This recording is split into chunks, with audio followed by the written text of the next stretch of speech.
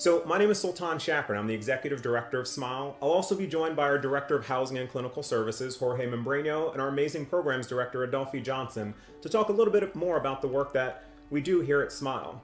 And so for the past 36 years, SMYAL has worked to support and empower young people in DC, Maryland, and Virginia. And with everything being virtual, it's increasingly national. We've had youth from around the country come to our Rise Up activist camp.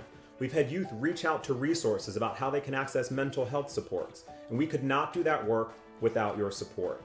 And so while things are virtual this year, we're still doing the deep dive to make sure that we're supporting young people, meeting their needs, and helping to develop young leaders. And so with that, I'd like to turn it over to Jorge to talk more about his work. Thank you, Sultan, very much. I'm the Director of Youth Housing and Clinical Services, and in that capacity, I get to work with our 26 youth at our 2 youth houses. Now, we've had to do a lot of adapting within this pandemic, and that meant moving through phases just like we've done here in DC.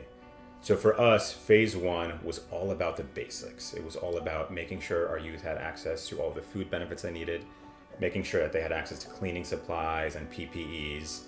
And then from there, moving into phase 2. And phase 2 is all about just benefits, and making sure that our youth could access pandemic unemployment assistance, unemployment insurance, and our COVID relief fund.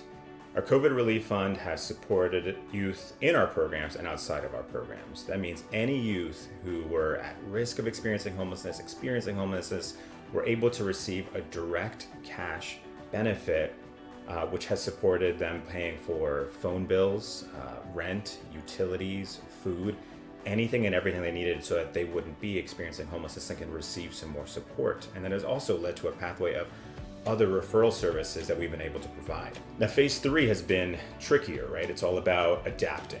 We know that the mental health work has changed. We live right now in what feels like a global, not just pandemic, but a global trauma for a lot of our youth. And so the mental health work has become a little more intensive.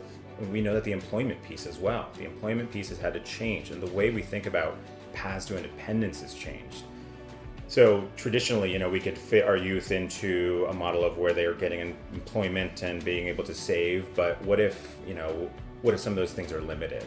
We move from opportunities to choices to prosperity, but all of a sudden the opportunities and the choices are going away and have started to come back a little bit, but just not enough. So we've had to think about that differently. We're thinking about entrepreneurship programs. To give you an example, one of our youth was able to take her bartending license that she got right before the pandemic and create it into her own business because that was the path that she found as success for her. And so we're thinking about that for the rest of our youth, of what ideas can you turn from an idea into an action, into prosperity for you.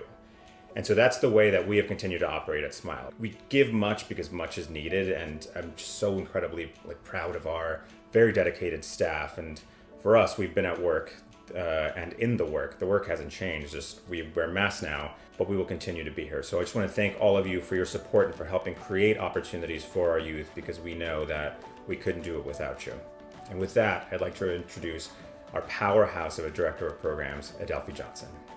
Thank you, Jorge, for such a warm introduction. SMYAL has always been committed to supporting queer and trans youth. And even during these critical times, it is even more important that we continue the work that we have started to support our young people.